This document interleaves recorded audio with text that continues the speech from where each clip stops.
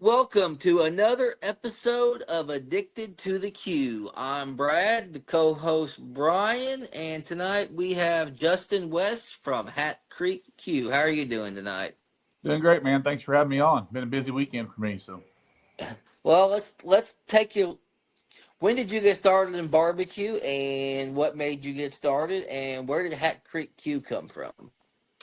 Oh man, when did I get started? So I started competing in 2014, late 2013, 2014, somewhere right there. Uh, Started cooking with a good friend of mine and my cousin right up the road here. We started a three-man team. Man, we started cooking, got addicted. Our first ever cook-off we went to was 108 teams. A couple of guys from the old barbecue pitmaster show were there. Man, we were just awestruck. And we hit like a fifth place chicken, and it paid I think it paid $500 or $600, and man, ever since then we were hooked. So by our third ever cook off, we hit a grand champion out in New Mexico. So we were even more hooked then. So we cooked together for 3 or 4 years, and then just with my other two teammates having kids and me having kids, it was hard to get on the same page, and they didn't want to cook as much, and they want to do like 3 or 4 a year, and I want to do 3 or 4 a month. So I got my own stuff. I forked off and started cooking under my own by myself with my father-in-law and my wife, and we were Stoker's Barbecue back then. And then when I went to my first event, they were, what's your team name? So came up with Hat Creek Q. My favorite movie is Lonesome Dove. They were Hat Creek Cattle Company. So that's where it came from. My mother-in-law actually has a business that's Hat Creek Graphics and Hat Creek Embroidery. So I was like, well, we'll just do Hat Creek Barbecue. Made it up real fast, and then ended up dropping the barbecue just to change it up a little bit and went with Hat Creek Q. So that's where it came from. Where are you guys located? We are in Decatur, Texas. We were just north of Fort Worth by about 35 miles. Okay, I got family in Houston area, outside the suburbs, Mm-hmm. Woodlands and Spring, all that. Yeah, Got family in Austin, and then I got a couple friends down in Dallas. They said they got nailed with snow this last couple of days. Yeah, we did. We actually got way more. So I'm north of all that. So like Houston's 5 hours south of me. Yep. Dallas is about an hour east of me and south of me. I'm closer to Oklahoma border, so I'm only 59 minutes from the Oklahoma border. So, oh wow. Yeah, it's a lot closer for me to go north and cook. I mean, I can make like Oklahoma City's 3 hours for me, and San Antonio's 6. So that's why, for the most part, I get asked a lot why I don't go south. But with where I'm at in Decatur, I got to go through, depending on the time of the day, I got to go through Fort Worth, Waco, Austin traffic, and man, that's a nightmare, especially pulling a big horse trailer. So I know those time of days. Yeah, so man, it's just easier for me to go north. Like when Brad and I cooked Shawnee last weekend.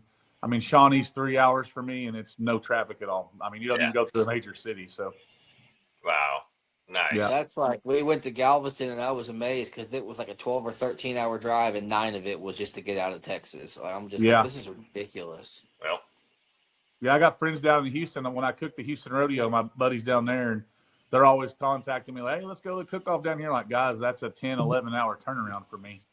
yeah. So that's a long haul. I tell people it honestly is easier for me just to go to Oklahoma City and up and cook up there than it is to cook down South Texas. Oh yeah. We go down there twice a year, like first part of the year and then the last part of the year, the next year or whatever. In one year we go like winter and fall, whatever, just see family. Then they come up here in the summer when it's hotter than freaking ball sack down there in Houston. Right. But they know when I go, I'm like, nope, I'm off for like 12 days. We're going to spend a long time down there, man. I don't like driving, and we take bicycles. We ride because grocery stores are closed. Oh, man, the traffic sucks down there, but I love it. That's what we love. Yeah, Houston, that traffic's a whole other animal, man. 6 lanes wide, and everybody's driving 100. Yep. So, Yep. So you are president of the Lone Star BBQ Society, whatever. Can you tell us a little bit about that? Outlaw How that BBQ came to be? Association. That's what I meant. Yes, sorry. Yeah. There's only 5 different associations in Texas, so Maybe that's the one exactly. it's not Outlaw. easy. Can It's you not tell us hard a little to bit get about it? mixed up. So But yeah, no, I'm out. I'm the president. I'm in my last year of my term of from the Outlaw BBQ Association. Yes, sir. When When did it did that start? start, and how did it start? And So it started. We are starting our 4th year as an association. Uh, it started. We always cooked IBCA. I don't know if y'all are familiar with that or not, Hmm. but we were always Region 1. So there was 5 regions in Texas for IBCA, and we were Region 1, the North Texas area, pretty much from Austin up. And IBCA made a lot of changes to their rules and their score, not necessarily the rules, but their scoring. And for the most part, the cooks up in our area didn't really care for that scoring. And to make a long story short, we were really dropping cooks at our events, and we were in danger of losing the events. So, we just forked off. A group of us got together and said, "Man, what are we going to do? If cooks quit showing up and cooking, then these events are going to go away, and we're going to lose our hobby." So 7 or 8 of us got together and said, "Let's come up with this." I didn't really care for the name at first, but now it kind of fits, and I'm used to it. So we started off. We just forked off. We went back to what we felt was the best way to do barbecue, and some would say we stepped back in time with how we score and all that, but we just wanted to stay true to what we liked in North Texas. And the great thing about in Texas is like I said, you got 5 different organizations. You got CBA, IBCA, Lone Star, us. There's a Gulf Coast, and then obviously KCBS comes down here some. So we've got over 300 sanctioning cook-offs every year to choose from between these sanctioning bodies. So jeez, you can go I cook every weekend. Nice. But as far but as you Outlaw goes, man, we're just a group. Our kind of the center point of our membership is right at the DFW airport. We're all going to be within 2 hours each way of the DFW airport. So we have a little over 400 members, and we usually do right around 40 to 45 cook-offs a year. Just for the Outlaw. Yeah, just for Outlaw, yes, sir. We venture down to South Texas some, but mostly we're all north of Austin, and Yeah. then we have ventured up to we held our first event in Vancouver, Washington last year. Oh wow. That was in the middle of summer, so like when y'all were talking about it's hotter than shit down here, we went up there and had a badass. In the middle of August it was 75 degrees. So Yeah, that's enjoyable. yeah, we go into Oklahoma quite a bit. We've got quite a few cook-offs in Oklahoma, but the majority of our cook-offs are right here, within an hour and a half drive of downtown Fort Worth. How many well, cook-offs do you do personally a year? I've usually average about 20 to 28. Last year I did 25. I've got kids in school. I've got 2 kids that are seniors and 1 junior and an 11-year-old, and they all play sports. So 25 events for me is me never being home. So, Yeah. I mean, they up until this year, we've played summer select sports since they've been 6 years old and they're 18. So, I juggle between baseball and cooking, and so there's stretches during the spring and definitely during the fall where I'm never home. So, Yeah. well, it would be impossible for me to be a half-ass decent dad and show up to my kids' events and cook 30 plus events. It's just I don't have the time. There's no way. So no, I don't get it. No, that was pretty cool though. There was what was there? Donnie Teal. There was like 5 or 6 teams that made a giant U, mm-hmm. and it was a nice wind block. I mean, you guys knew each other well, and they said you guys are the main crew that goes to a lot of comps, and that's how you do it. You just pull in and make kind of a. They made a barbecue Mm-hmm. compound kind of a deal, and it was a lot of fun over there. Yeah, we try to do that, as much as possible, as long as the grounds will allow it, but man, I mean, obviously when you're cooking Oklahoma anytime, Oklahoma has wind 100% of the Jesus. time, and it's really freaking cold wind during the winter. So Yeah. we wanted to get over there and make that compound and just block off that wind from either way. And man, I tell you what, it made a huge difference. It was nice. The solo stoves in between it. It was a Yep. good place. Um, Well, it seems like in Texas you can kind of have your little area and still have a lot of contests and still not venture out more than a couple hours. Like here in the Midwest, it's like it's nothing for us to drive 3 or 4 hours to get to a contest. Mm-hmm. Yeah, no, I Right. mean, we get kind of spoiled on it. Like, I mean, see, so kind of each one of the sanctioning bodies down here kind of have like their go-to area. You know, like CBA, a Champion Barbecue Alliance, all that. They're primarily south. They do come up to the north every now and again, more recently than in the past. But man, you can go cook wherever you want. Those guys down in the valley, dude, it never stops. If you want to drive, you can cook 52 weeks a year in Texas if you want to. Oh yeah. Yeah, up here for outlaw purposes, we have all of our older or all of our our head judges are a little bit older, so we really back off during the summer when it's 109, 110 degrees. We kind of stop mid June, and then we pick back up, mid of September. Well, it's not fun to be out there in the heat. Everybody's in their trailer and they're cooking. Right. And so when does the season kind of kick off for you guys? I heard end of January. Was that right? I heard something's coming up pretty soon. You guys were down there. For outlaw, our first event is February 7th, and it goes all the way to our end of the year event is the first weekend in December every year. So we're getting 40, 45 events in a year and not cooking hardly at all during July and August. So it kind of goes in spurts, man. During the spring, we're hammered busy. I mean, it's every weekend. You can cook every weekend for probably 15 weeks straight within an hour of your house. And then it kind of dies off during the summer. And then, like I said, when we get back to the spring or the fall, mid-September, you can cook every weekend all the way till December. And you guys cook the half chickens and the 3 meats similar to IBCA, right? Yes, sir. Yep, same thing. We do half chickens, 7 spare ribs, and 7 slices of brisket. And our turn-in times are 1, 2, 3. I did like the hour apart turn-ins from the rib cook-off. That's nice. I actually had time to come over and visit 15, 20 minutes before I had to get serious for the next turn-in. Gives you time to breathe in between. For sure. Now, we really promote, man, having fun. I mean, that's kind of our deal is our membership for a year is a whole whopping $20. So, man, we have a good time. We actually had our board meeting today, and I think we had in our general meeting for our membership, and we had quite a few people show up. And man, it's just a cutting up good time. Really proud of what we've done. We pay out a lot of money. We just had our end of the year event the first weekend in December, where Outlaw added $30,000 to the pot. So, wow. Yeah, I would say out of our 40 to 45 events, 98% of them are state championships. Oh wow.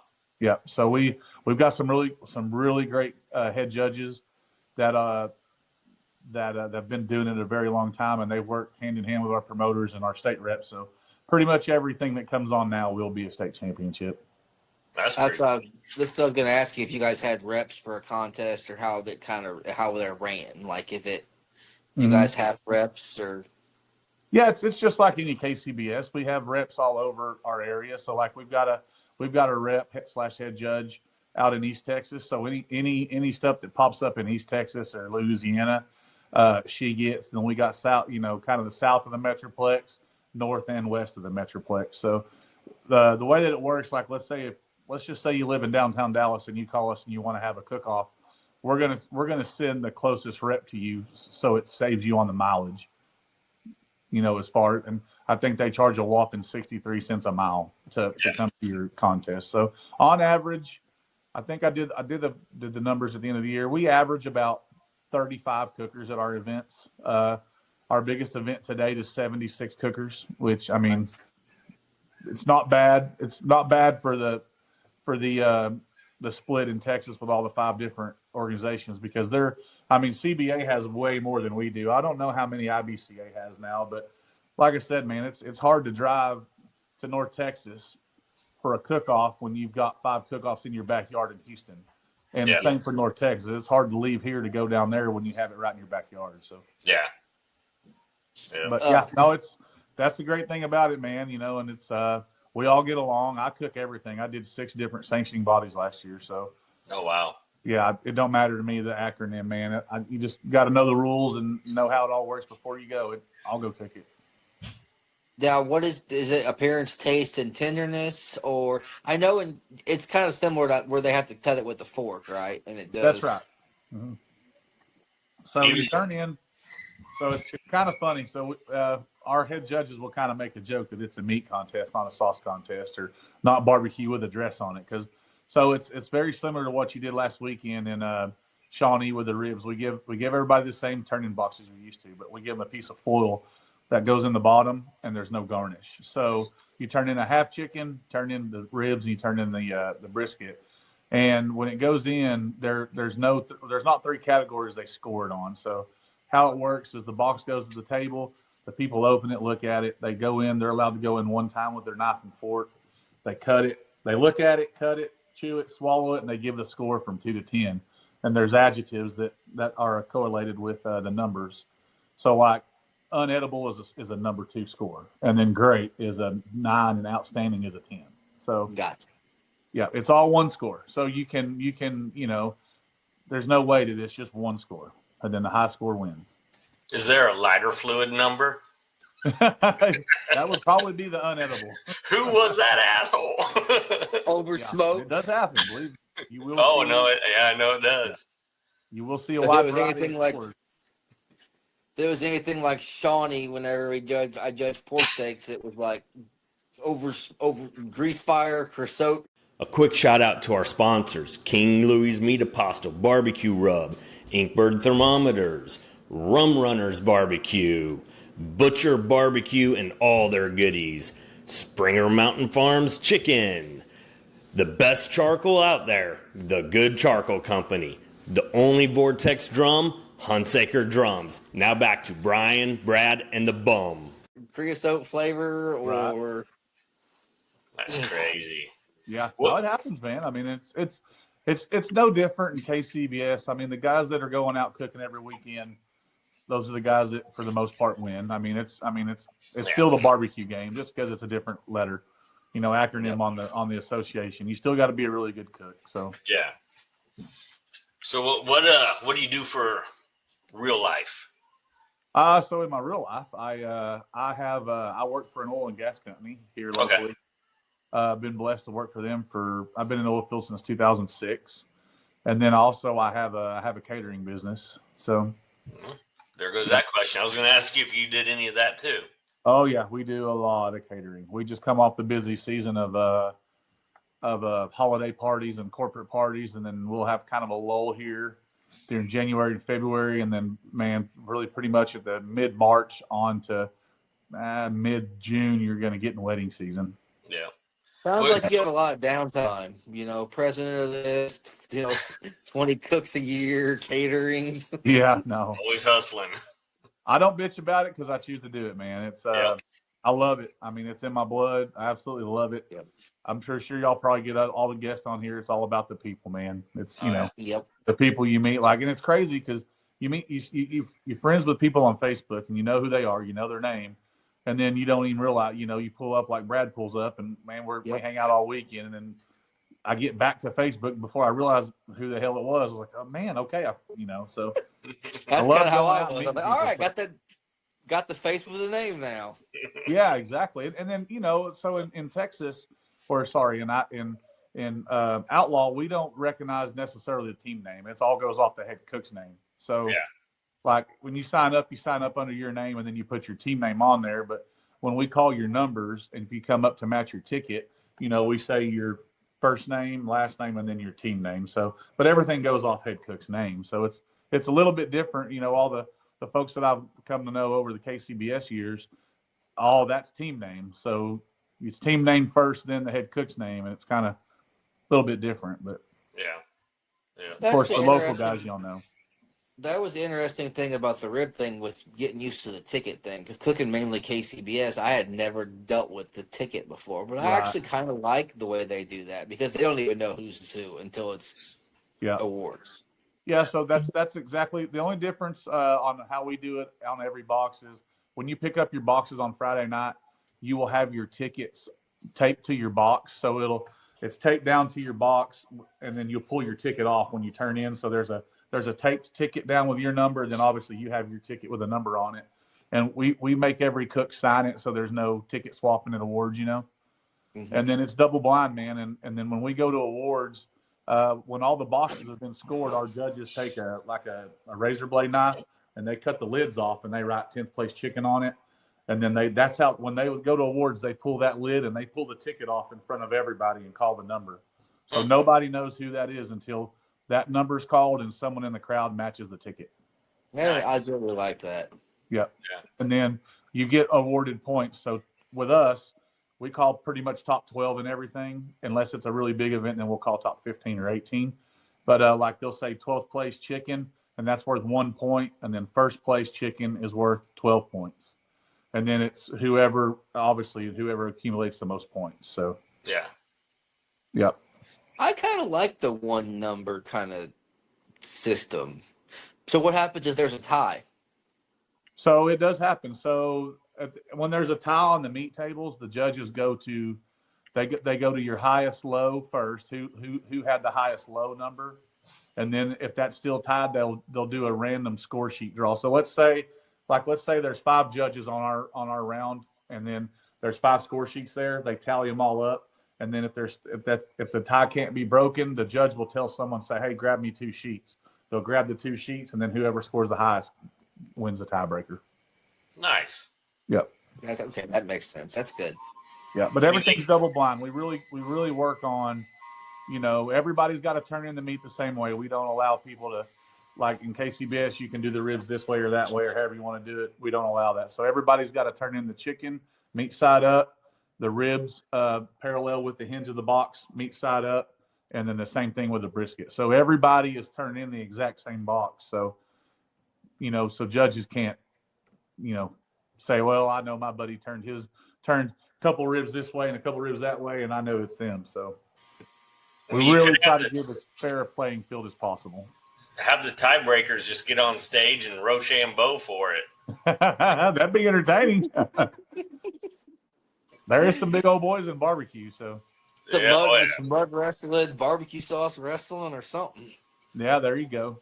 So what all kinds of cookers do you have for comps and then for the catering also? Oh man, I've got a little bit of everything. Probably way too many. For my comp rig, I've got a drum, and then I've got a porch trailer with an offset on the back of it. I've cooked on Jambos for so long. I wanted to build my own pit, and I just built my version of a Jambo, but I mean it's the same thing. So Jamie lives just, I don't know, not even an hour from me. We're real good friends. So I told him, I was like, man, I had to knock off your pit, but I didn't knock it off to sell it. I knocked it off for myself. So yeah, I've got drums. A lot of times if I take my RV, I'll just drum cook, but I love my porch trailer with my offset, man. In my mind, you can't beat brisket on the offset. So as far as catering, I've got a big 500-gallon offset with all insulated boxes and stuff. And then I've got just recently this last year purchased a RecTech BFG, and that thing is life-changing. Pellet smoker, because you can run overnight and sleep while you're getting paid. So man, I've got everything, drums to trailer pits to Jambos. I've got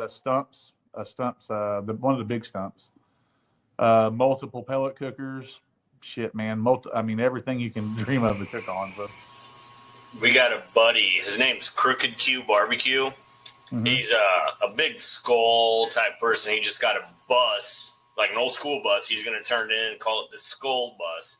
That's badass. A catering competition type thing. I told him to put bunk beds in it, so he can have some of us help sleep in it, at competitions. Yeah, there you go. But he just got a casket also. He's going to turn into a smoker and put it on the back porch.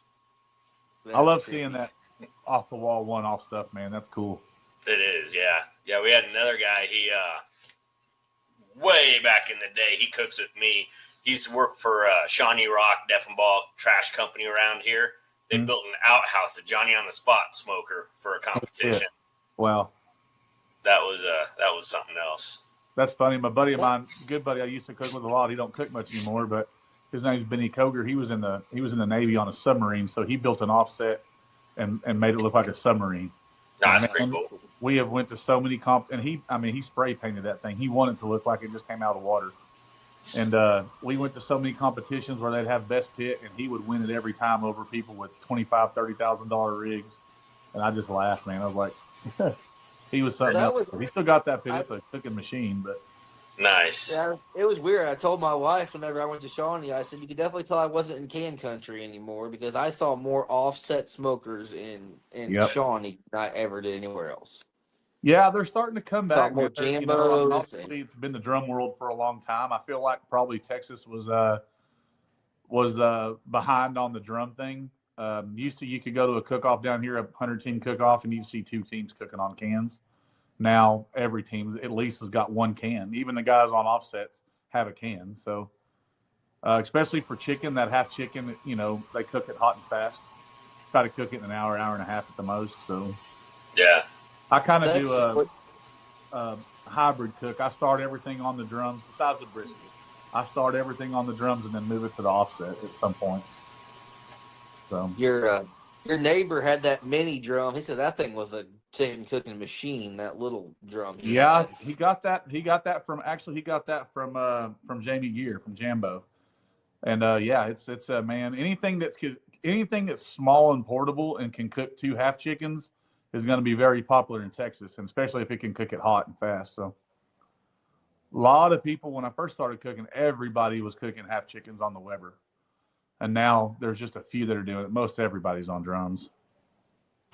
Yeah, I know a long time ago when I first started in comps, it was offset. Like no one drums weren't even around. It was Weber WSMs, Weber grills, offset grills, you name it. Then I got out right when the drums were coming in, and then I don't know, about 4 years ago, I went back into comps, just having fun, going, all right, looks like we're gonna upgrade the drums. Right. Like you, we got an arsenal. The wife's not really that happy, but yeah. Oh man, I'm with you. I sold a lot of pits, and I still got way too many. So, but when you get like for us, for Thanksgiving, we're running every pit we got for 3 days straight. So yeah, it's a lot. So the bigger and the more capacity pits you have, it's better. So I want to build 1,000-gallon offset and put it on skids. That way I can just pull it back to the barn and when I don't need it. But yeah, I think before I did that, I'd probably just buy another Rectech BFG because I mean that thing will hold 9 briskets and you can just Cadillac, man. Yep. Yeah, we're looking for our retirement property, and I told her what we do is we build like the barndominium and throw in like 2 bedrooms because whenever we're there, it's not like we have to have an actual home.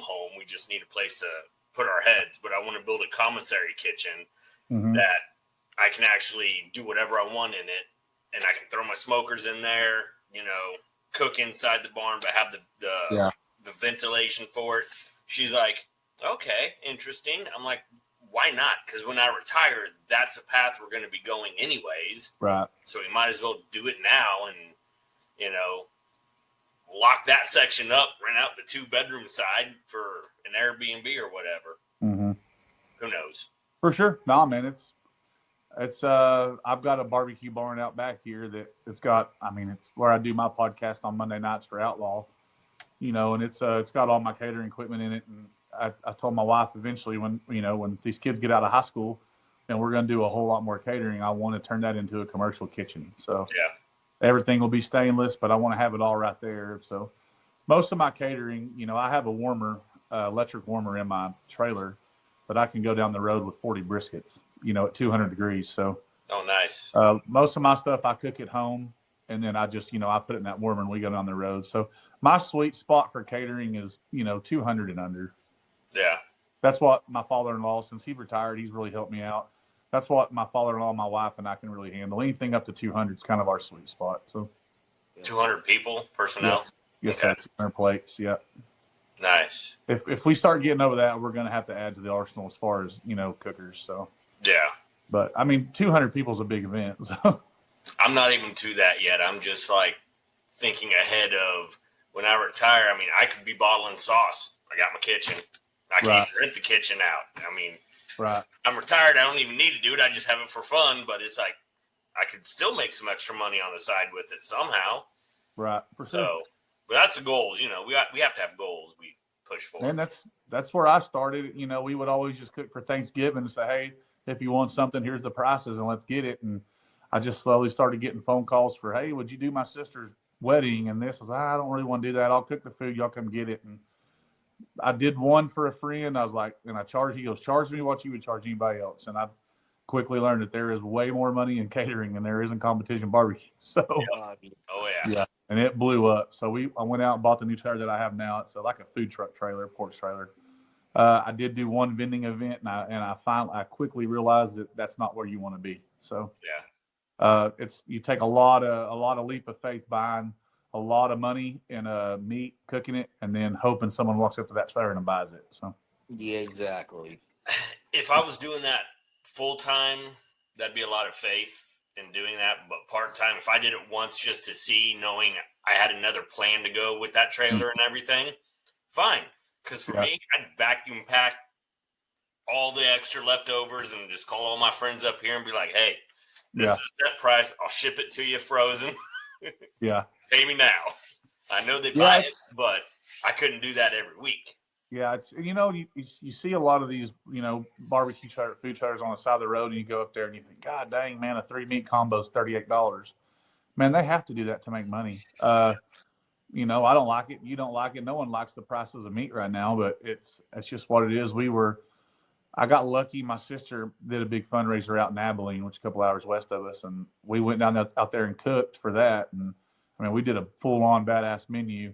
We were the only food truck there. I mean, their choice was eat with us or don't eat. There was probably 400 or 500 people, and we worked all day long, man, and we broke even. And I was like, screw this. I can do this for 400, for catering, and you know exactly what's going to get ate, and you don't take the chance on losing the money. So, yeah, it's not. To the guys who do it every day, it made me a huge appreciation for someone like Donnie Teal, who's got a roadside food stand in Sperry, Oklahoma, and sells out every day. Dude, it's huge. Yep. But they've been doing it for 20 years. It's not something I'm willing. If I had to, don't get me wrong. If I lost my job and I had to make a living to feed my family, I'd be doing it every day, selling $10 sandwiches. Yeah. But yeah, it's just not something I want to do. I'll stick to the catering. Yeah. Yeah. Like he said, it's a different world when you got to sell ribs to feed your family. Absolutely. 100%.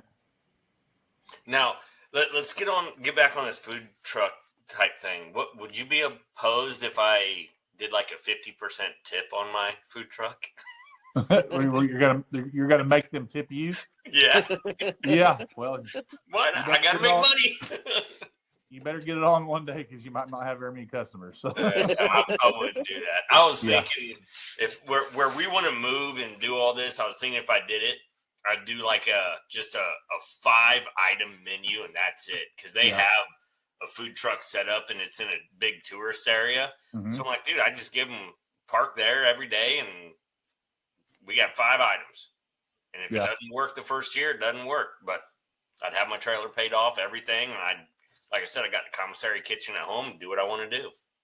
Yeah, no, I mean, don't get me wrong, guys. There's been guys who have started out of a food truck here and then now have a giant-ass, badass restaurant. And, man, they're killing themselves working. I don't know if y'all are familiar with 407 Barbecue down here. Brian McClarty, man, he was a hell of a comp cook. I mean, he would whoop your butt any weekend, and he retired from the phone company, started up a food truck, and now he's got a giant building, one of the best in Texas. And, I mean, if you're not there, he opens at 11 every day. If you're not there at 11, you're not getting a seat till probably 1 or later. Yeah. I mean, he's killing it. But, man, you can talk to him. He'll be the first to tell you he's devoted to it, man. And it eats up his life. He works his ass off. So, I'm kind of in my life. I'm kind of, when my kids get out of school here shortly, man, I want to kind of go the opposite way. I want to kind of slow down and go cook more comps and travel more and chill, man. We've been on the go for a long time. So yes, I get that. That's where I'm at. When we moved to where we want to for retirement, I'm like, we don't have to do stuff. But then I'm like on the back end going, well, what if we created something else to be able to sell for extra money when we're retired, when we really want to just stop and do whatever we want to do, travel, whatever. But at least we'd be where we want to retire. It's like a family business. We do it whenever we want. Mm-hmm. We open the doors, just something fun. Plus the tourist areas that we're guaranteed the money because Right. Tourists go on vacation to spend money. For sure. So Absolutely. it's I think I would say location is probably 99% of. Yep. I mean, obviously, you're going to have more than likely going to have a good product. Anybody who's probably doing a podcast on barbecue on Sunday nights is going to give enough of their heart into their food where it's going to be good. So if you can get into a good spot where you're going to have a lot of foot traffic, you'll probably be able to. And like I said, you're doing it on your terms. So yeah, and the problem is getting it in there. I've been talking to the city officials over there, and it's a nightmare. Yeah. I mean, nobody wants to let up on a lease because they're like, well, if something happens and if we have to close our doors, we're going to go get a loan to keep paying the rent in case we can reopen. And I'm like, I don't have another 2 years. I want to wait. I want to go get a spot. Yeah. So it's a lot. It's a lot, but it is what it is. And you start dealing with the public as far as selling stuff. I mean, health code and all that. It's not easy, man. No, not at all. But that's why I like the private catering, man. It's really, honestly, you got to please one person, the guy who's paying. So who's paying? Yep, that's it. But yeah, so it's good, man. It's great supplemental income for sure. Oh yeah. So I want to switch gears. What's this I hear about you being a world champion cook? Let's tell us about that. Yeah, I've gotten lucky a few times, man. Been blessed, dude. I mean, beyond cook was that at? I deserve, dude. Yeah, we've been lucky enough to win a couple of those things. We won back in 2022. I got invited to go cook with a friend down in Houston at the Houston Rodeo. I didn't know these guys from Adam, man. Through a mutual friend, got invited to go cook with them. They were a bunch of dudes that are great guys. They're all great cooks in their own right. Two of those guys that are in that camp have been on MasterChef.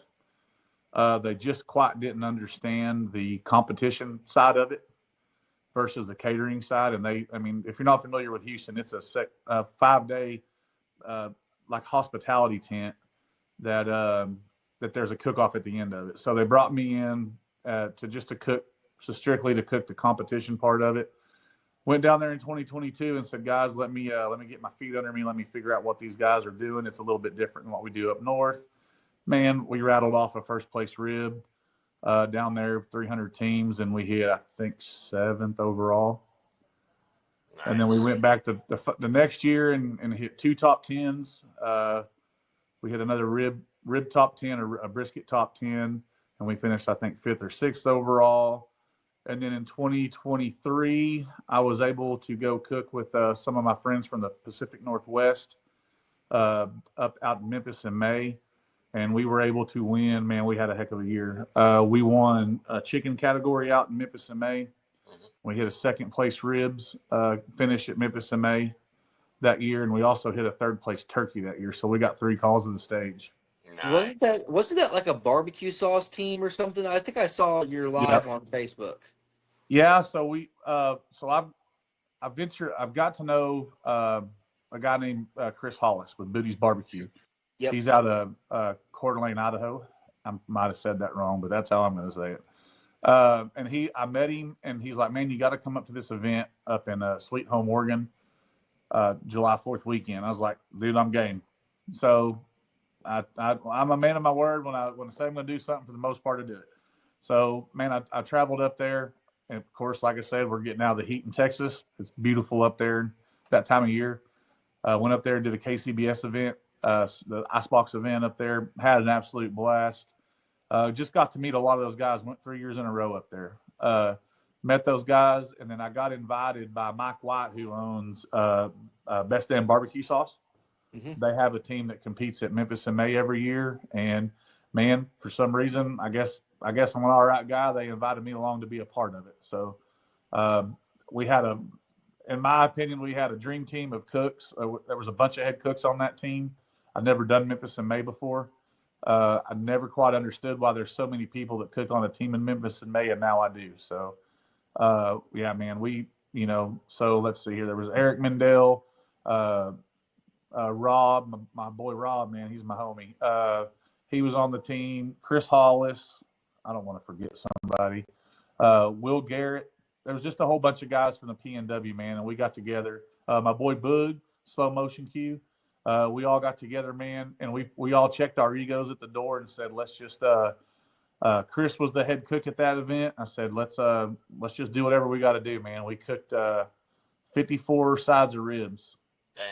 In 2 days. So we practiced one day with like 25, and then the next day we cooked them all. We cooked everything on 5 drums. So There's not a lot of downtime at that contest. It doesn't sound like. No, man. It starts when you get there. Load in is it's a monster of a beast, and that was the last year that they had Memphis in May on the park or down there on the river. It's moved now. But man, it was just an awesome deal. So been very fortunate to be invited to cook on some really badass teams, man. What's the reasoning behind that many slabs of ribs? So you have to turn in a blind box, and then they do on-site judging. So your blind box, you fill it up, obviously. Yeah. And then on the on-site judging, there's 3 sets of judges that come to your camp, and you have to present them the ribs. It's a whole dog and pony show, man. It's not like just, okay, sit down. I mean, we don't have enough time on this podcast to tell you what all goes into courting those judges. So, hold on, guys. My dogs are going to go nuts. Hey, that's good. My kid's coming in and my dogs go nuts. So, sorry about that. So what you got to do is purdy up your location and stand in front of them. Oh, yeah. So, you're judged on everything. So, it rained a lot that year. So they did like a waist up judging. They didn't judge you anything below the waist because of the mud. But yeah, they judge you. I mean, you have like in our area, we had a whole presentation table. I mean, it was decorated to the max. I mean, it was crazy. Just imagine a KCBS box. You know what people spend on KCBS boxes? Times a million, man. I mean, there's people bringing in plants. I mean, it was crazy. So you have to judge, you have to cook those, and I mean it's got to be perfect, man. If you don't have the perfect rib, and it's not like what we're used to of slicing a rib and giving them a slice. There at Memphis in May, their whole thing is they want to be able to pick the rib up and pull it apart. That's kind of how they check the texture. And if that bone comes out, well, it's overcooked. So they want to pull it apart, see the rib, then pick it up and eat it. And knowing what I know now from cooking it, that's kind of a baby back thing, but we were the only team in the parking lot that cooked spares. So wait, sorry, grab the whole slab and be able to do that and pick it apart, not just the bone to pull the meat off. Right. So some of them. So like when the 3 on-site judges come on, they're labeled. They're allowed to spend like 15 minutes with you, and then so you court them for 15 minutes, feed them, give them something to drink, tell them about your cooking process, show them your cooking area.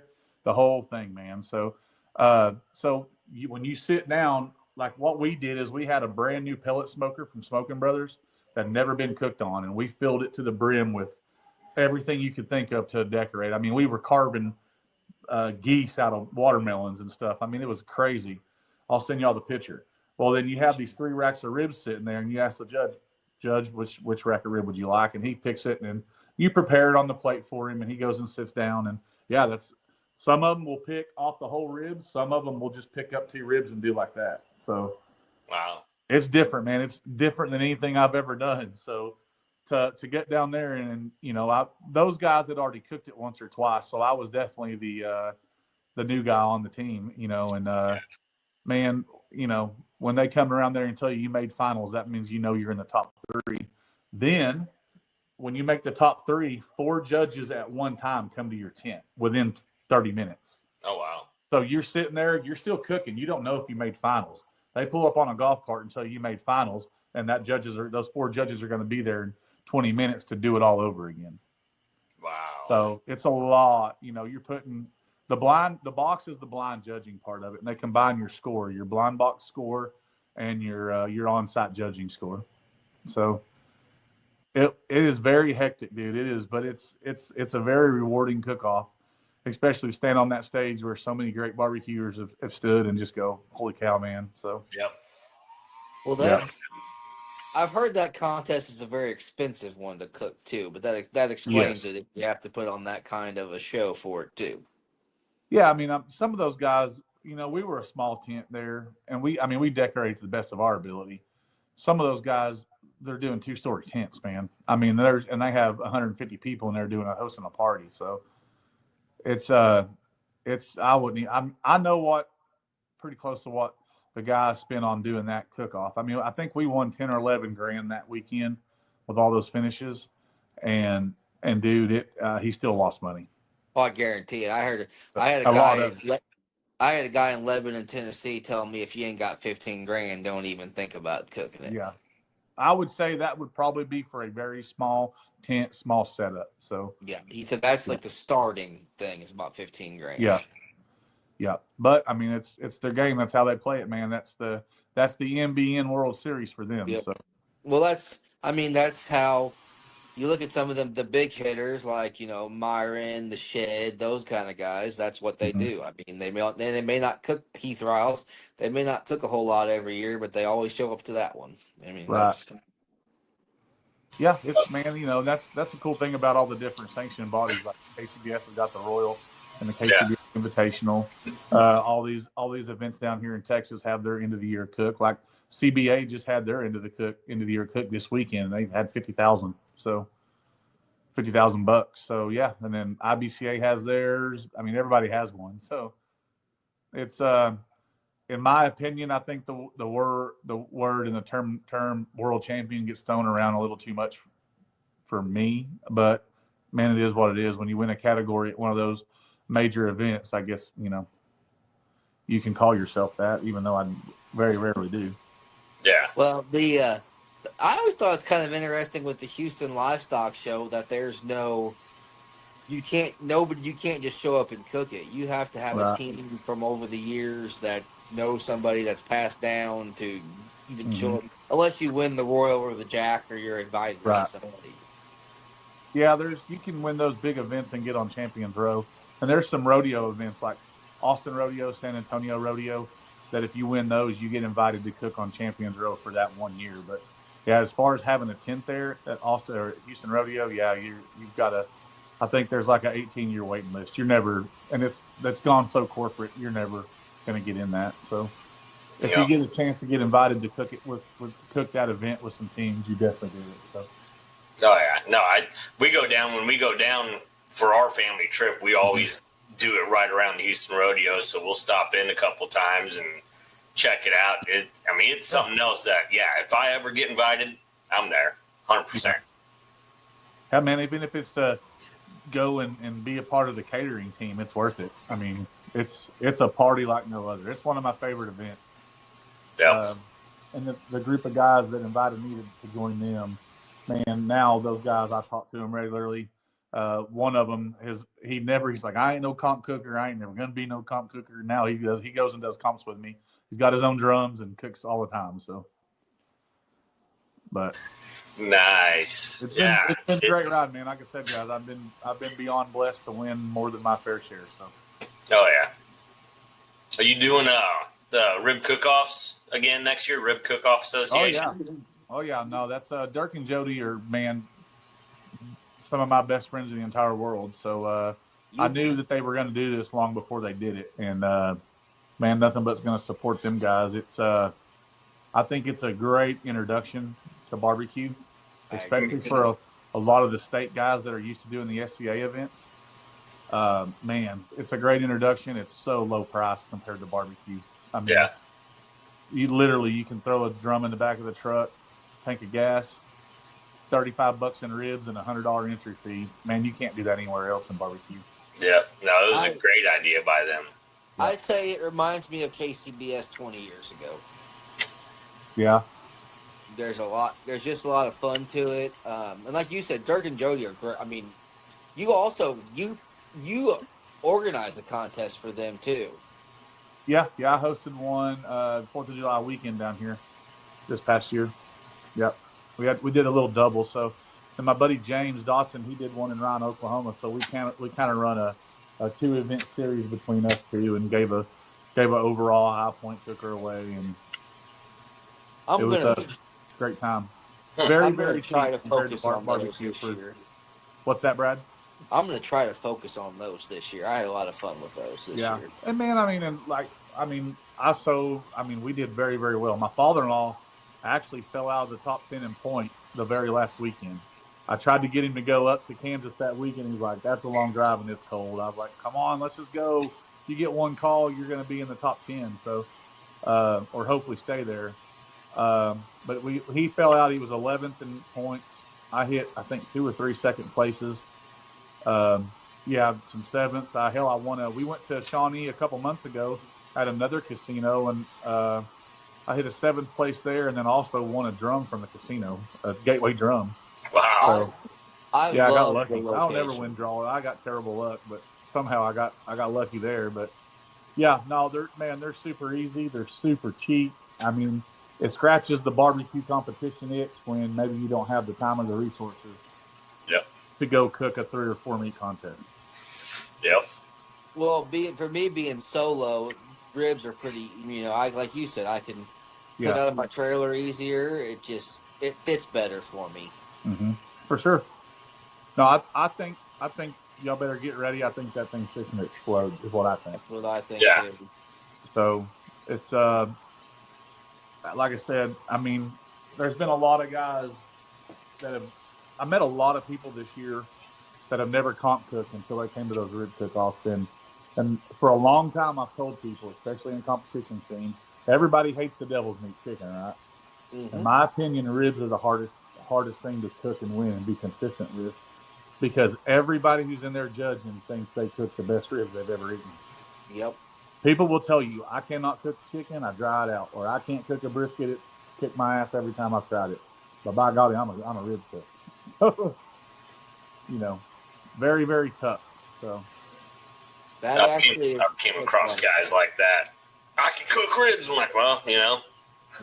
I can too, but I mess them up at times. So pay your money in there, buddy. See where you fall. Yep.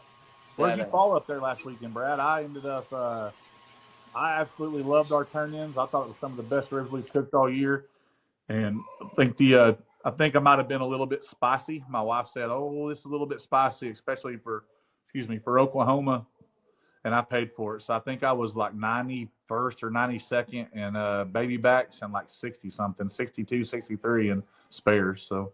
Well, I took a bite of my baby backs, and this is going to sound really stupid, but I don't know if I injected them. They almost tasted too much like injection. Like they didn't have that rib. They almost just tasted like too sweet, like too much flavor. And I was like, well, that's probably going to bite me a little bit. And then I took a bite of my spares, and I said, they're good. I like them, but I don't know if they're good enough in this field. And I think I finished 88th in baby backs and 44th in spares, so not terrible. I mean, hey man, it's one deal. It's one cook. You can go back up there the very next weekend, turn in the exact same stuff, and get 1st and 8th. So Like I said, I liked them, but I knew in that caliber of field they were almost too. They weren't too sweet, but they didn't have enough bite on the back of it. They were just almost all sweet forward. See, and I figured that was, because I've cooked quite a few KCBS events there in that parking lot. They had the Fire Lake there. Yep. And then the year that the Royal shut down because of COVID, they moved the double to there. And we had some good finishes there. I hit a 1st place 180 brisket there. We've had some good calls, so I kind of felt like I knew what the judges wanted, and just judging off of my wife's reaction, I probably went a little bit too spicy. So. Well, and the thing is, I didn't know because they always say the non-certified judges, but I met a lot of judges there that were KCBS judges too. So do they want the KCBS profile? Do they want more of an uncertified judge profile? What do they want? Yeah, I went with what I'd been doing all year long. 2 weeks before that event, I just hit a 2nd place ribs at an 80-team event. So I was like, I'm not going to change what's been hitting. The ribs have been just a super, super consistent high finishes for me this year. Made a lot of money on ribs, so I wasn't going to change it. So I probably that's kind of what I stuck to the same exact flavor profile that I cooked in Kansas and just ran with it. Yeah. What's crazy, man, is you never know. Like I was talking to a friend of mine. He's a Texas cook here. He actually came to one of my barbecue classes, and we were talking before. He cooked in Florida this weekend, and he said, man, I took your advice and went as sweet as I could possibly go. down here in Florida, and I still got a comment card that said it's too peppery, and I didn't even put no damn pepper on it. I said, there you go. So, I've heard Florida Yeah. likes it candy, like no heat whatsoever, nothing but sweet as you can get it. that Yeah. is true. I have family that live there, so I can vouch for that. They don't. I think ketchup's too spicy for them there. Right? Come on, yeah. Just And man, throw corn syrup on it, call it good. yeah. And I'm Texas cook, and especially when you're cooking the Outlaw like we do, you have multiple rounds of judging. At our smallest event, you have 2 rounds of judging. So when you go to those bigger events, you have 3 rounds of judging, and you've really got to have something that's going to carry. So you kind of really pour the rubs and stuff to it, and the punch in the mouth once it's cooled off. So maybe that. I mean, if I'm just cashing in my American excuse card. I don't know. I cooked really good ribs, and they didn't judge them. So Yeah. we'll just give it hell next time. So I had a blast. I enjoyed the area. I enjoyed the whole contest. And like you said, I really never met Dirk and Jody until this year, and they're probably some of the greatest people that I've met recently. And like you said, with already taking off in Europe, I think give it 2 or 3 years, that thing's going to be huge. Yeah, I think so too, man. I told them just keep doing what you're doing, and knowing Jody as well as I know Jody, man, she gives back to every community.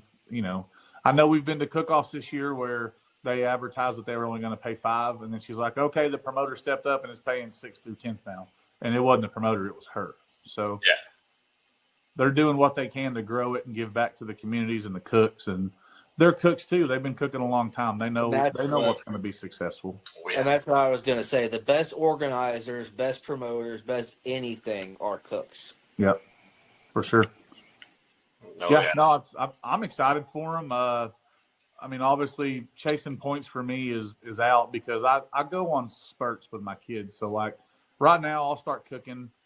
I'll try to cook heavy in late February, early March, and then my kids, it's their senior season of baseball in high school. So I'm going to have to back off until summer. Then I'll cook when I can during the summer, and then hit it again hard in the fall. So those 25 events I cooked this year, those were very much like 3 or 4 here, 3 or 4 here, 3 or 4 here. So nowhere near enough to chase points. So with that being said, I think I'm going to try to hit some more rib cook-offs this year for sure. Yeah. That's kind of how I am. It just depends on what's going on in my world with the irons and the fire as far as, and then what's close, what contest fits a weekend that's close. There's a contest in July every year that I would love to cook, but it always lines up with something I have going on. So I've never been able to cook it. One thing I've done with the rib cook-offs this year too is, especially the ones that are within a 2-hour, 3-hour drive, man, I'll get up at like 4 o'clock because you're getting like for a regular barbecue comp, you're getting up at 4 o'clock anyways. I will get up at 4 o'clock and just drive to the event that morning. Throw out a drum, throw out a canopy, leave the trailer at home, save that cost on fuel. Throw a drum out there, cook some ribs. Takes me 4 hours. I do 4-hour ribs on my drum, so turn it in and see where you fall. Head home. And that might be something. If some are close, that might be an option now too. Especially if it's not a double, if it's a single, that's probably what I'm going to do because it's hard to pull a trailer, stay overnight for a single. Oh, for sure, absolutely. It's a cost, man. I mean, if it doesn't add up to because my big trailer, man, that's a lot of fuel. So it is. But yeah, it doesn't bother me now. I'm spoiled cooking out of my porch trailer, but it doesn't bother me a bit to go and cook out of the back of the truck, man. Actually, when we were up in Oregon this year or Washington, you fly into to Portland and then you go 10 miles north and you're in Washington. Oh wow! But we cooked up there this year. It's the first time in probably 2 or 3 years I've just canopy cooked instead of having my trailer, and I really felt that that I was out with the people and talking. And there was like 5 of us, just very similar to what we did this last weekend, Brad. And man, we were all the Texas, because there was other Texas teams that flew up there to cook that event, and we all just got under the canopies. And man, people wasn't holed up in their trailer. Yeah. We were talking mad shit to each other. Just having a blast, having beers, man. Just everything that the cooking community is about. And I really said, man, I'm going to make it a point to more often to cook, just canopy cook, man. Yep. That's what is perfect for the Rib Cook-Off Association. Throw a table, throw ribs, throw a little generator, run electric knife, and rock and roll, man. Yeah, the nostalgia. I mean, that's how a lot of people got started, was a canopy. For sure. So, and then you forget about it. Once you get your trailer, you're 4 or 5 years into your trailer, you love it, but you forget about the nostalgia part of what got you to that point. I still cook under a canopy. I love it. My trailer's turned into a storage trailer. I don't know. I've only cooked 2 contests out of my trailer. It's still new, so I'm still enjoying that part of it. I can't be cooked a couple of years. Yeah. Well, we like when we were up there, Tim S. I don't know if y'all know him, Tiny E Barbecue. Good. He was there, Brad, with us there. Yep, I've never met him. Super good guy. He's a world champion in brisket. He won brisket at the American Roll a couple of years back. He actually made a comment. He's like, man, of course he cooks on gateways, so he had gateways up there, so that wasn't a curveball for him by no means. But he's used to cooking out his camper, his motorhome. He's like, man, I feel like this made me concentrate more, like to not miss a detail. So, maybe there's something to it. So, I RGC'd that comp out under that tent, so something must have worked right. So. Yep. But I love it, man. I love cooking barbecue. The trailer is just full of you, because especially if there's any kind of weather or wind outside, which seems in Texas and out in Missouri there always is. So. Oh yeah. Well, I like the full fridge and being able to have stuff in my trailer and be able to stay in my trailer that I know is already there, that I don't have to unload and load for every contest. Yeah. I feel that, dude. When I turn in brisket in 8 minutes, I'm ready to drive down the road. So that was my goal. That'll ruin you. That was my goal last weekend. I didn't even put a canopy up. I'm like, the more I set up, the more I got to tear down. And thought it was Donnie Teal style in it, because Donnie Teal said he used to show up with his Jambo and a tailgate, and he would cook off the back of his tailgate, and then he'd load up and go home. Yep, that's very true, man. A lot of people, when I first started, at least in Texas, it seemed like the dream setup was a Class C motorhome with a Jambo trailer behind it. You wasn't a legit cooker until you did that. So, but now with the cans, man, everybody's, you see as many campers as you do anyway, because everybody just throw those cans in the back of the truck and go. And then obviously the porch trailers, and then the what are they called? The damn toy hauler campers. Yep. People have some badass stuff. So. Yep. No, that porch trailer though does look nice, and the fact that everything's on one level, you can just literally have it walk out your back door, cook, walk inside. No. Yeah. Especially now that guys full you're rotten, man. Now that guys mount all their drums and their offsets and everything down to where they don't even have to drag them inside. They just clean up and go. For sure. Yep. That's what's good about the rib cook-off deal. Just throw something in the back of the... Man, I seen a dude up in Oregon. He cooked his ribs on a damn PK360. Huh. Mm-hmm. Yeah, and got a rib call. Yeah. I'll be darned. I was like, man, I can't imagine how many racks you burned before you figured out how to do that. Yeah, no kidding. What do you throw 10 pieces of charcoal in there or what? Jesus. I guess so. I didn't want to go in there and go shigging off of him. I just thought it was pretty incredible that he cooked 3 racks of ribs on a PK360 and got a rib call. Crazy. Yeah. I love what you know to cook on. What's that, Brad? It's all they always say. It's what you're used to cooking on. Yeah, I'm sure he's done it millions of times, so he probably knows how to do it. Yep. I love cooking on other stuff too, man. I mean, obviously, when you can control it, and you want to cook on your pits, but it doesn't bother me to go borrow equipment as long as it's clean. It doesn't bother me, man. Hell, the first year I showed up at Icebox, Jason Hertz with Smoke and Iron Fabrication up there said, "I got 2 brand new drums for you." I said, "Cool." Or 3 brand new drums. I said, "I just need 3 drums for a 4-meat contest."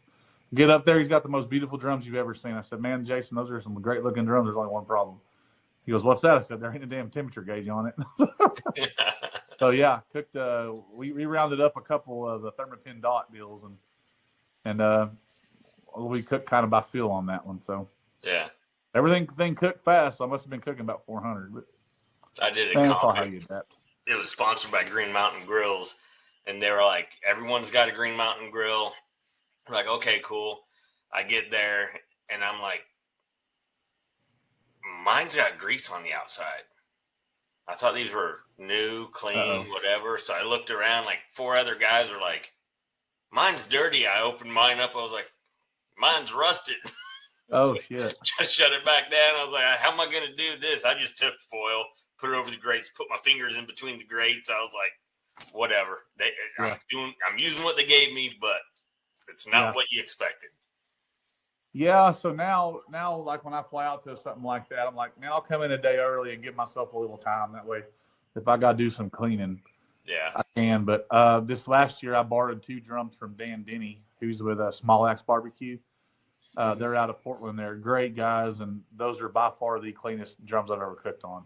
I'm pretty anal about my drums, keeping them clean, and man, they look like they just rolled off the showroom floor, and they've been cooked on for 2 or 3 years. So, nice. So you don't want the Bill Purvis style drums.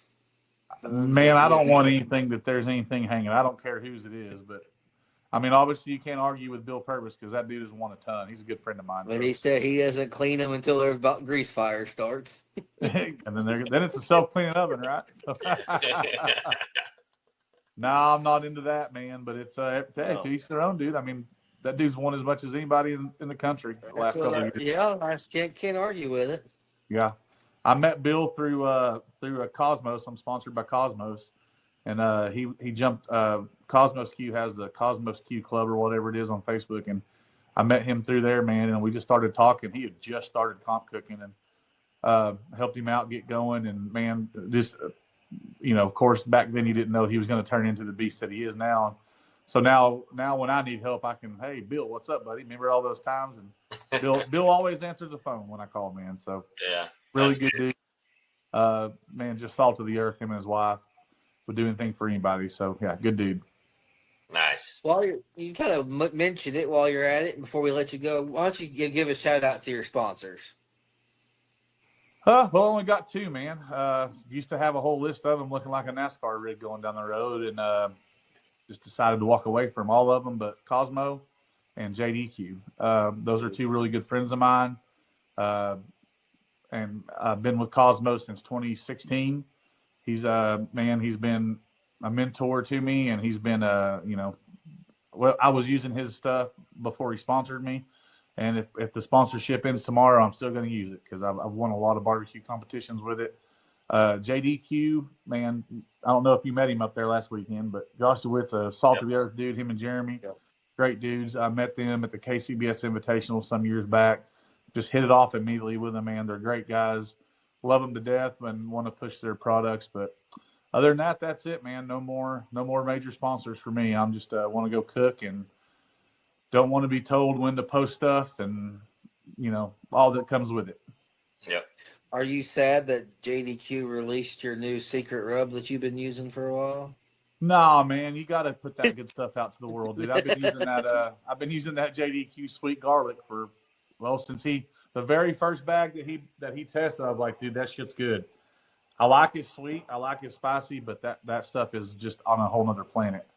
And he's been giving me every time, like I'll meet up with him once or twice a year, and he'll just give me a bag of it. And I was heartbroken when he said, "Well, I'm gonna have it ready. I'm gonna have it ready." I was like, "Damn it, man! Now everybody's gonna have the secret." So it's got it's got some garlic to it, and it is but it's got a nice savory note to it. Absolutely, it does. Yeah, yep. He gave me that stuff.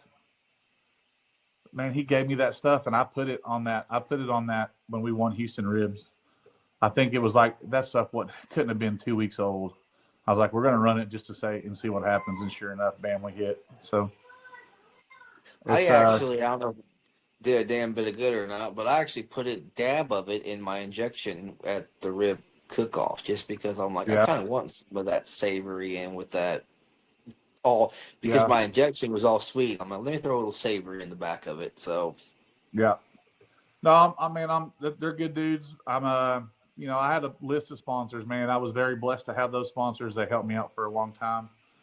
And it just, I don't know, man. I think as you're going along in your barbecue journey and, it's kind of like a maturation process. I just got to where, man, I got tired of having to fly a flagpole and push the products and wear a shirt or wear a hat. And I was in Key West, Florida with Cosmo down there for that rub and tug event down there we went to the first year.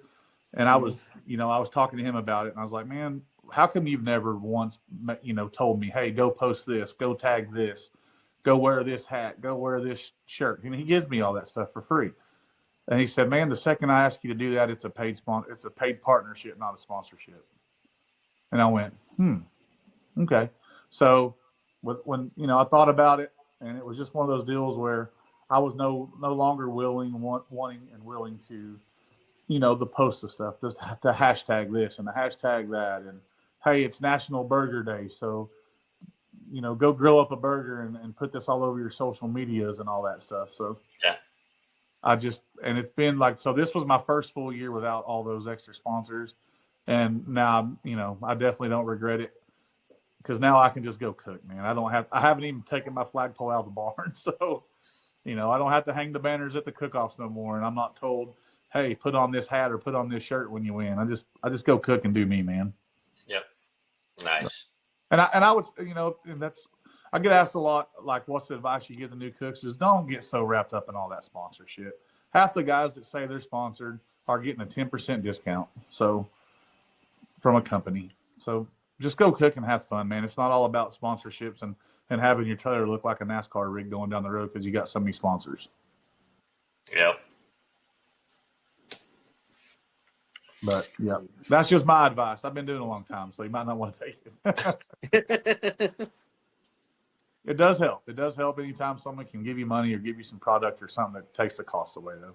There's no doubt. It does, and that's part of it too. But and I've had enough buddy charcoal saved back since 2017 that at some point this year I'm going to have to buy charcoal for the first time in 5-6 years. So then I might have a different outlook next year. So no, just get a charcoal sponsor. I mean, yeah, we had one of those. You got those guys that, I mean, they'll want, like you said, NASCAR trailer, and I'm like, why do you have 12 rub sponsors? Yeah, like, you've got to help promote those left and right. I mean, yeah, I get it, I understand, but just settle down with 1, 2, or 3 rub sponsors. Call it good. Those are the rubs you like to use. Mm-hmm. So yeah. No, I actually talked to a guy today who's an up and coming cook around here, very good cook, coming off a very, very strong year, and he's like, yeah, man, this sponsor called me today and told me he needs more from me. I said, it's always going to be more. They always want more. The more you win, the more they want you to post. The more stuff they might give you or give you a discount on, but they're always going to want more. So, yep. But I get it, man. I'm not down here downing anybody for sponsoring stuff. I mean, you just do you. But it's, I get that those companies have to have a return on investment. Yeah. And a lot of thing that cracks me up is when Nick Parsons was at Hasty Bacon, I was with him. You hear about the pro staff. That doesn't mean you're the pro team. That means it's promotional. You're there to promote their product. So, like I said, I'm not good at Facebook. I don't do a lot of Facebook. I've probably done more in this past year than I normally do because of the Outlaw stuff, trying to grow it. But, man, it's when there are companies out there that grade you on your social media.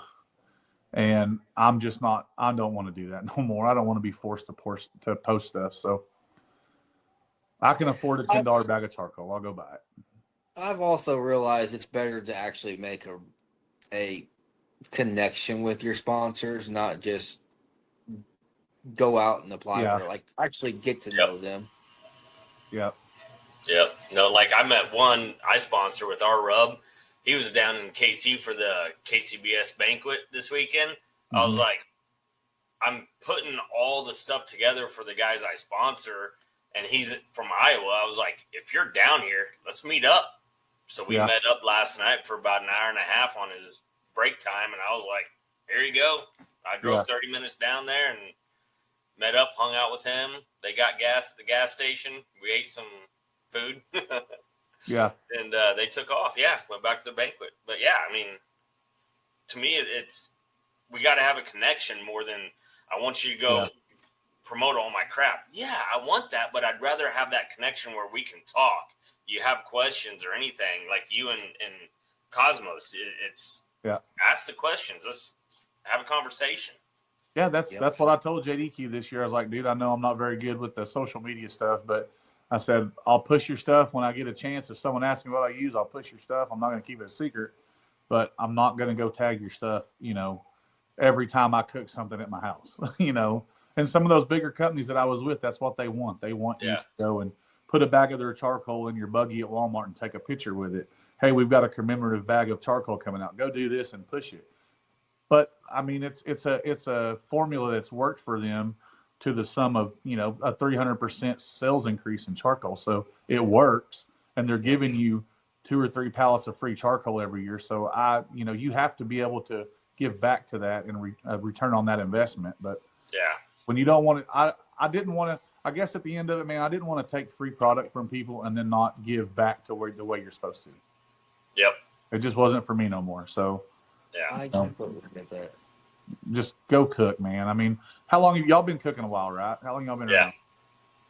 I've been cooking off and on now last 4 years back in comps, but before that it was a 15-year break for me. I did comps for 6 years. Same thing. I mean, I know way back then it was pushing sponsors left and right. This time the sponsors are really, Brad and I just sat there like, what do we really want out of a sponsor? Yeah. Like on our little scroll, Hunsaker Smokers. Mm-hmm.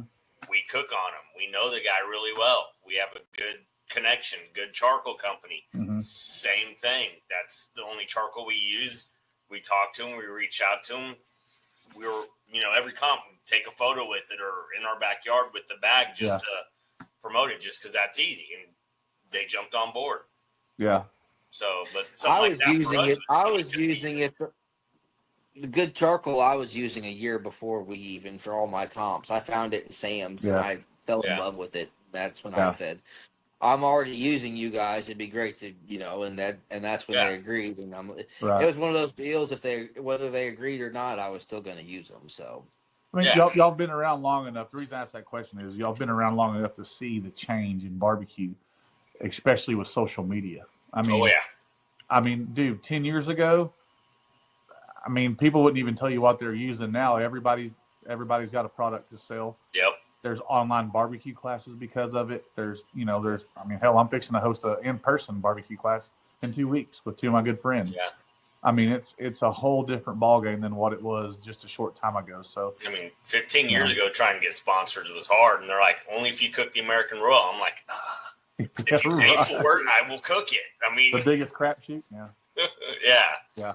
But now it's like certain ones, they'll sponsor you. How many posts do you do on social media, like you said? And for me, I'm like, when I sponsor, mine's really like, I want 2 photos with my product in it a month. That's it. So you can go 28 days and not do it. Just give me those 2 days. Or one cook, do 2 different photos. Speaking of that, Brian, I need rubs with labels on them so I can promote them. See, there you go. I had the hidden. Here's a blank bottle for you.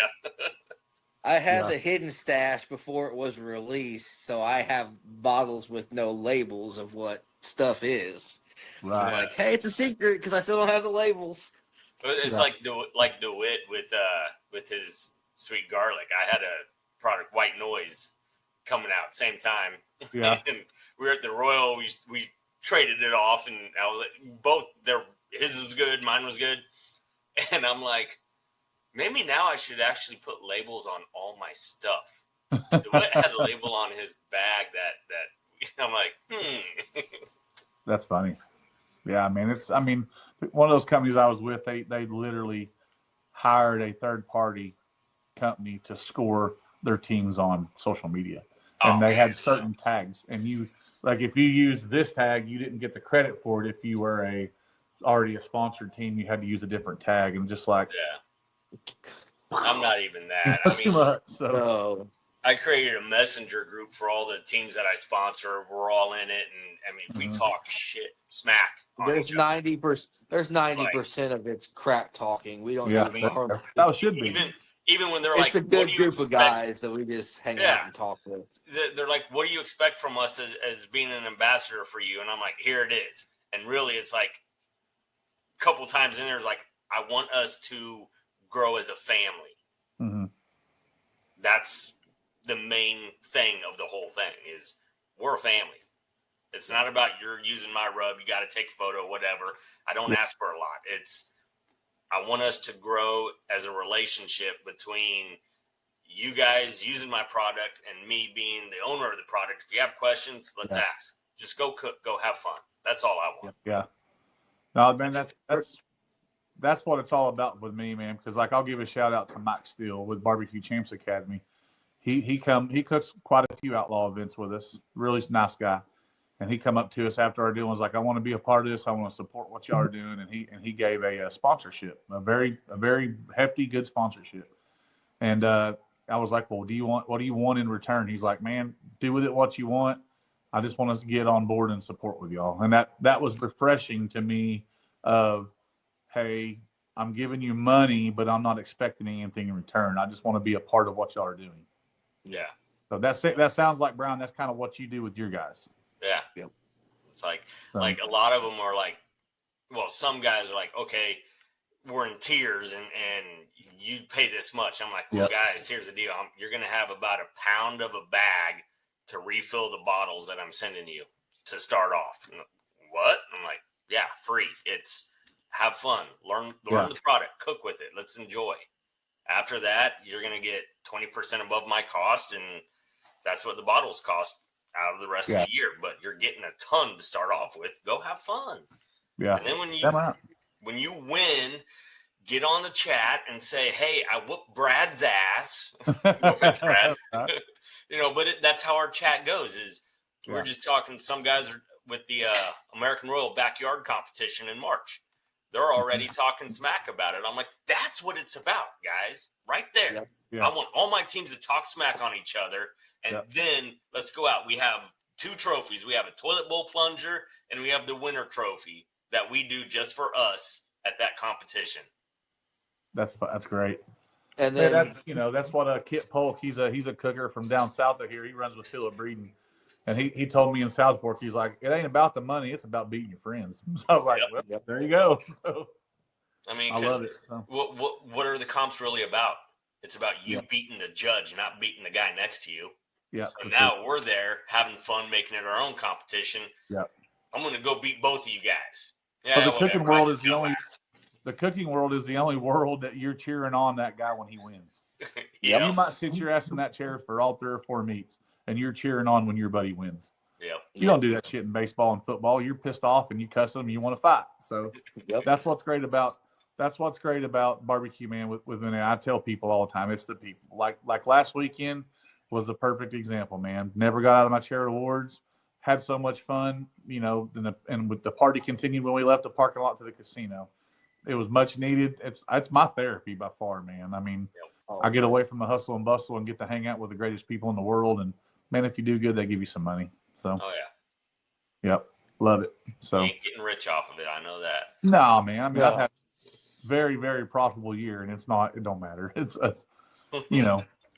it's all going to go away the next 6 months might not be. So it's all going to wash out in the end to break even. So, but if you can afford to go, you're blessed, and man, go have fun. And like Brad last weekend, that's what we do every weekend here, man. Every weekend, hey, where are we setting up? How are we going to do it? We're going to have a hard north wind. Let's all, Texas cookers will do just like that if you allow them to. So, and we don't leave the parking lot usually till Sunday at around noon. So nice. We have a good time and we party. So that's awesome. Yes, sir. Y'all need to come down and cook some outlaw with us, man. I'm still thinking about it. Whenever you want to, just holler at me. We'll supply your equipment. Just hop in your truck and drive down here. Sounds like a plan. Well, thank you for coming on. Yeah, you bet, man. Thank y'all for having me. It's kind of cool to be a guest. We do our during the season. We do our podcast on Outlaw BBQ Facebook page on Monday nights, and you kind of ask the questions and guide it and stuff. But yeah, it's pretty cool just to come on and visit. Oh yeah. If anybody's down in that area or just wants to learn more about it, check them out on Facebook. Yep, we're there, man. Sounds good. Awesome. Hey, thank you. Hey, man, Brian, it's nice to meet you, man. Brad, good seeing you last week. Good seeing you. You're welcome with me anytime, brother. Sounds good. Thank you. You bet, Have a good one. All right, bye. You bet. Appreciate you. Yep, thanks.